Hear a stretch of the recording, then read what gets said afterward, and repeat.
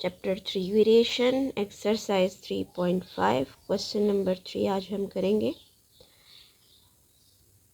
Pressure P of gas in a container varies directly as temperature T when pressure is 50 Newton per meter square. Temperature is 75 degree. Find pressure when temperature is 150 degree. So as look, there is direct variation. So P varies directly on T. So pressure अगर 50 Newton पर centimetre है, temperature 75 degree पे, तो 150 degree पे कितना pressure होगा? Obviously वो ज़्यादा ही होगा। So let find the pressure. So as late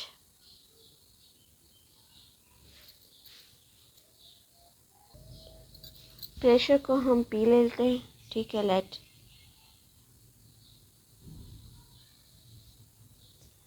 pressure of gas is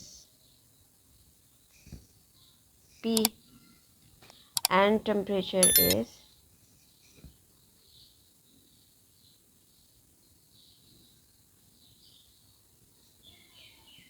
T. As there is direct variation, so P varies directly on T, ठीक है। सो इक्वेशन बना लें इसकी। So P is equal to KT। अच्छा, K is a constant. अब ये P और T की हेल्प से हम K फाइंड करेंगे, वेयर K इज़, T को डिवाइड कर दें बोथ साइड तो P बाई T आ जाएगा। ओके, अब डेटा में ही गिवन है हमारे पास ये कि that pressure 50 Newton per metre square पे टेम्परेचर 75 डिग्री होता है। सो मीन्स के P जो है where P is equal to 50 Newton per meter square and temperature is 75 degree. So just putting the values, we get K is equal to 50 by 75। Unit लिखने की ज़रूरत नहीं है, पहले इसको सिंप्लीफाई कर लें। K is equal to, okay cutting करें, 5 की टेबल में दोनों कटिंग होगी तो 5 1 ज़ा 5, 5 10 ज़ा 50, 5 1 ज़ा 5 and 5 3 ज़ा 50, 5 5 ज़ा 25। सो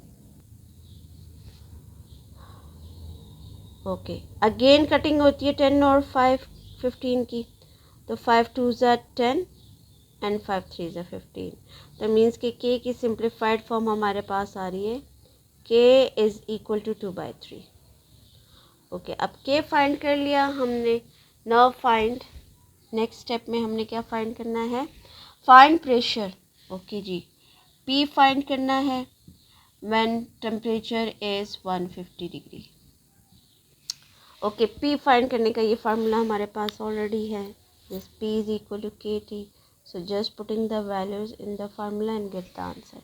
सो P is equal to KT। K की वैल्यूज हमारे पास आई है 2/3 और टेम्परेचर है 150, ठीक है। ओके जी, 150 कटिंग कर लें, 3 5 ज़ा 15 50 एंड 52 मल्टीप्लाई कर दें तो 100। तो रिज़ल्ट में आपने 100 आंसर कर देना है। हैंस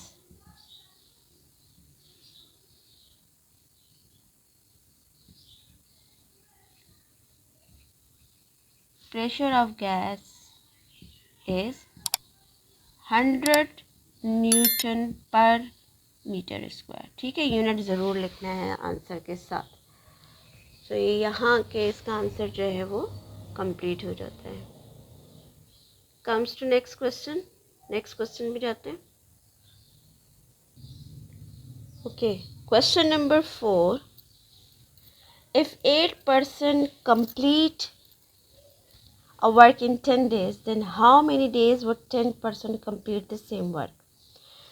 अगेन यहाँ देखिए, आप ये कह रहे हैं कि 8% है, ठीक है, वो कंप्लीट करते हैं 10 दिनों में काम। 8 लोग 10 दिनों में काम कंप्लीट करते हैं, तो 10 लोग कितने दिनों में काम कंप्लीट करेंगे?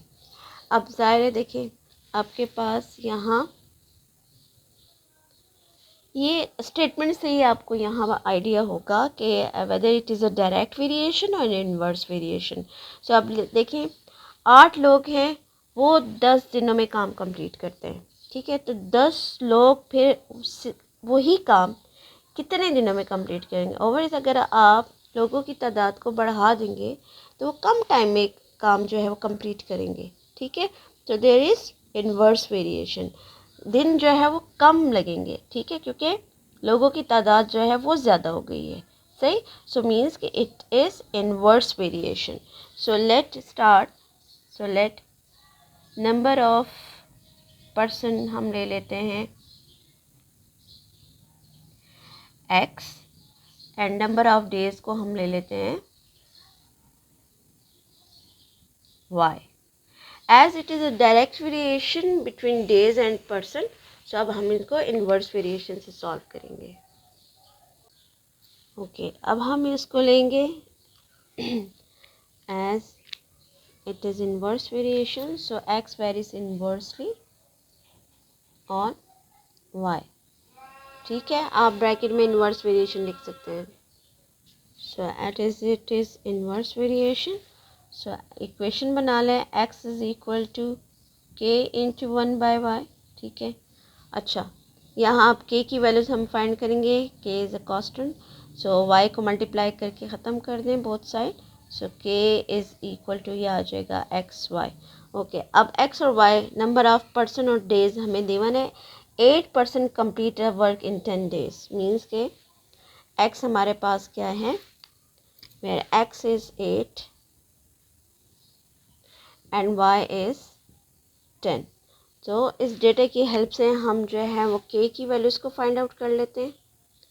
सो k आ जाएगा, k is equal to 8 multiply 10, so that is 80, ठीक है।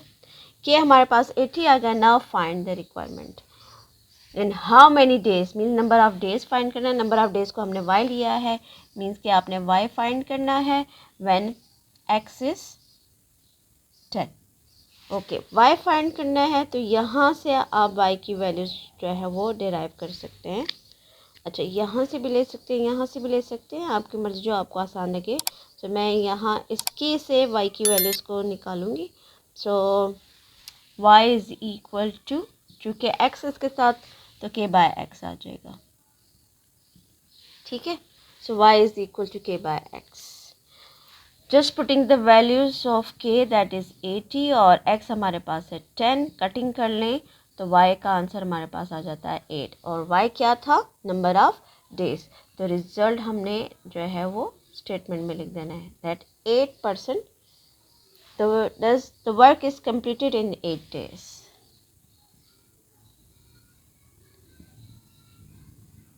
Thus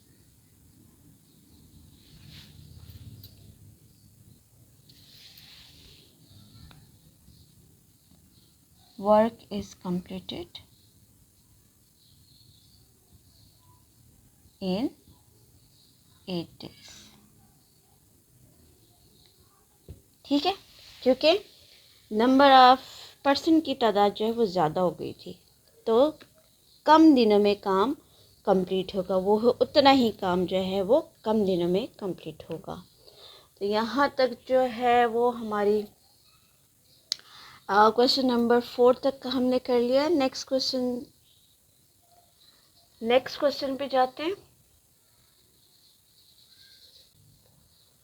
question number 5, volume of gas V varies inversely as pressure P when P pressure is 300 Newton per meter square when volume is 4 meter cube.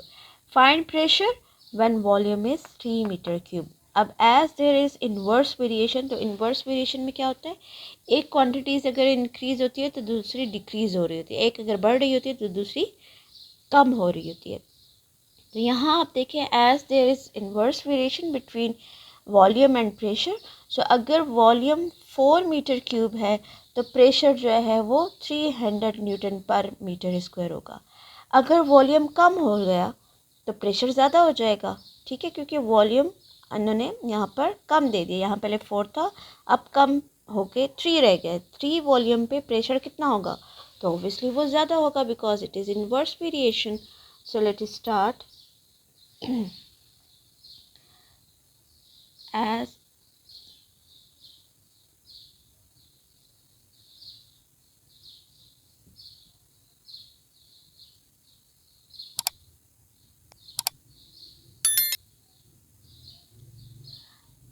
as it is inverse variation,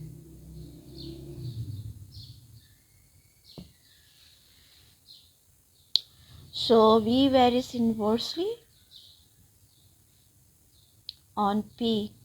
equation बना लें, V is equal to K into 1/P हो जाएगा। ठीक है, K की values को निकाल दें तो P मल्टीप्लाई होके इधर आ जाएगा, तो VP हो जाएगा। Okay, now find the values of K where P is 100, P is 300 and V is 4। ठीक है, ओके जी, मल्टीप्लाई कर दें दोनों को तो 12 आ जाएगा, 1200। 300 को मल्टीप्लाई कर देंगे 4 के साथ क्योंकि V 4 है और P जो 300 है, तो ये आ जाएगा जी 1200। K की वैल्यूज़ हमारे पास आ गई 1200। फाइंड क्या करना है अब इसमें? Pressure P। सो P को फाइंड करना है, जबकि वॉल्यूम जो है वो हमें दिया हुआ है 3 मीटर क्यूब। ओके जी, P फाइंड करना है तो यहीं से हम P की वैल्यूज़ को डिराइव कर देते हैं। तो P के साथ V है, V को डिवाइड कर दें, सो P आ जाएगा P is equal to K/V। So just putting the values, P हमारे पास है K/V के इक्वल, सो K इज़ 1200 और V जो है वो 3 है। ओके जी, कटिंग कर दें, so P is equal to 400। सही है। ओके, रिज़ल्ट हमने आंसर रिज़ल्ट में लिखना है क्योंकि it is a word problem question.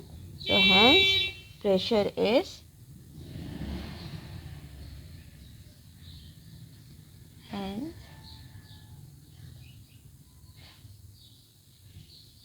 pressure is 400 newton per metre square. तो ये यहाँ आके जो है वो हमारा आंसर कंप्लीट हो जाता है। सो नेक्स्ट क्वेश्चन इंशाल्लाह नेक्स्ट वीडियो में। सो कीप वॉचिंग, कमेंट ज़रूर करें और subscribe my channel. Thank you.